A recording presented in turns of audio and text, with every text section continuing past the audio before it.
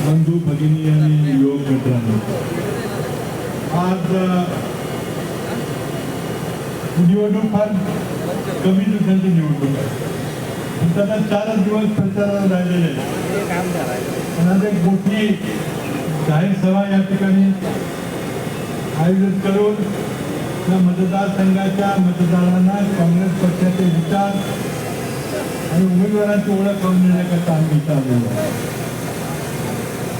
खरं म्हणजे स्वर्गीय यशवंतराव चव्हाणांनी सत्तेचं विकेंद्रीकरण करण्याकरता पंचायत राज्य संस्थांची संकल्पना मांडली.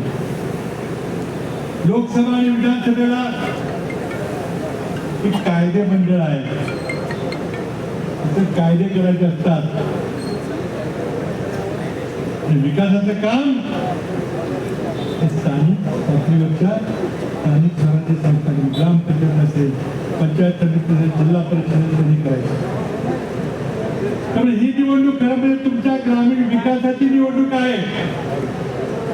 यातूनच नेतृत्व पुढे येतं. विलासराव देशमुखांनी त्यांच्या गावाचे सरपंच म्हणून आपल्या कारकिर्दीला सुरुवात केली. महाराष्ट्राच्या मुख्यमंत्री पदापर्यंत गेले. म्हणून मग राजीव गांधींनी कायदा केला, दर 5 वर्षाला स्थानिक स्वराज्य संस्थांच्या निवडणुका झाल्याच पाहिजे. स्वर्गीय संकल्पना राजीव गांधींनी संविधानात्मक दर्जा दिला. भाजप सरकारने गेली 8 वर्ष स्थानिक स्वराज्य संस्थांच्या निवडणुका घेतल्या. सगळे अधिकार नोकरशाहीच्या हातात दिले. मुख्यमंत्र्यांच्याकडे गेले, मंत्र्यांच्याकडे गेले. स्थानिक प्रतिनिधीला त्यांनी मोठं होऊ नये, महिलांनी आपल्या विकासाची कामं काही करायची गरज नाही, सारख्या अधिकारी सांगितलं तेच काम होईल. आता निवडणूक होत्या त्या फडणवीसांना पाहिजे होत्या म्हणून नाही होत. सुप्रीम कोर्टाने आदेश दिला, तंबी दिले की जानेवारी महिन्यात निवडणुका सगळ्या घ्यायला तुमचं सरकारचं करून टाकलं. तरी पण 1-2 दिवस थोडं ढकलायचं चाललंच नाही. म्हणून या आपल्या गावच्या विकासाकरता निवडणुका महत्वाच्या. आज उमेदवार सुनंदाताई या नामदेवप्पांच्या सुनेची पत्नी आहे. नामदेवप्पांनी पंचायत समिती संदर्भात अतिशय उत्तम काम केलेलं आहे. तुम्हाला त्याचा परिचय नाही, त्या भागात ते पंचायत समिती सदस्य. कोविडमध्ये त्यांनी काम केलं, प्रचंड मोठा निधी आणला. अजून लोक आठवण करतात. विरोधकांचा प्रचार चाललाय, आमचं सरकार दिल्लीचं, आमचं सरकार मुंबईचं आहे, फंड कुठला आणणार. हे घटनेनं प्रत्येक स्तरावरच्या प्रतिनिधीला फंड देण्याचा अधिकार दिलेला आहे. तो कोणी हिरावून घेऊ शकत नाही. मी गेली 15 वर्ष 10 वर्षात तसेच नव्हतो, पण आम्ही फंड आणायचं काही कमी केलं नाही. पण मिळतो तो अधिकार आहे, आमचा संवैधानिक अधिकार आहे. पाणी केलेले काम म्हणतात संबंध करतात होता. श्रीकांत पिजांनाचा मुलगा, पिजांना माझे क्लासमेट, आज दक्षिणवाडी ग्रामपंचायतीला आदर्श ग्रामपंचायत त्यांच्या काळात झालं. आज रामदादांची पण आठवण येते. पहिल्या निवडणुकीमध्ये रामदादा सरपंच होते, त्यांनी मोठं काम केलं. त्यांच्या नेतृत्वाखाली गावाचा विकास झाला.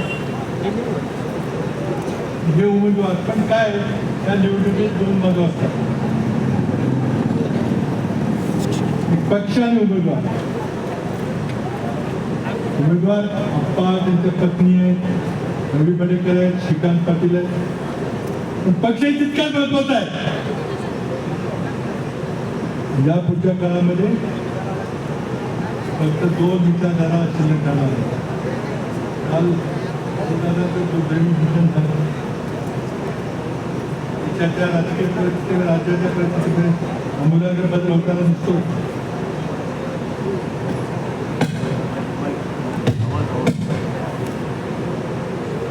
देशात दोनच विचारधारा काय मिळणार आहेत, एक समतेवर आधारित शिव फुले आंबेडकर महाराज समतेचं राजकारण, सर्वधर्म समभाव, दुसऱ्या बाजूला वर्ण व्यवस्थेत आधारित म्हणून संस्कृती. 2% लोकांनी 98% लोकांची पिळवणूक केली, त्यांच्या पोटात दुखतंय. पुन्हा ती मनोमनी संस्कृती आणायची. या निवडणुकीत सवाल आहे, तुम्ही फडणवीसच्या पक्षाला मत देणार, बहुजन समाजाच्या नेत्याचं मत उघडणार. म्हणून मला विनंती करायची, प्रचंड पडा त्यांचा आपल्याला बघितला निवडणुकीला निकाल काय लागणार याच्याबद्दल काही फार काय विचार करायची गरज नाही. गद्दारांची पार्टी आज तुमच्याकडं मतं मागायला आलेले आहेत. एका माणसाची गद्दारी केली, दुसऱ्याची पण गद्दारी करणार, जनतेची पण गद्दारी करणार. गद्दारांना म्हणजे त्यांचे प्रामाणिक विचार पास आहे. म्हणून मी अलीकडून बोलता विनंती करतो की हाताच्या पंचायत चिन्हापर्यंत बसणार तिन्ही उमेदवारांना प्रचंड बहुमत दिली. जय हिंद, जय महाराष्ट्र.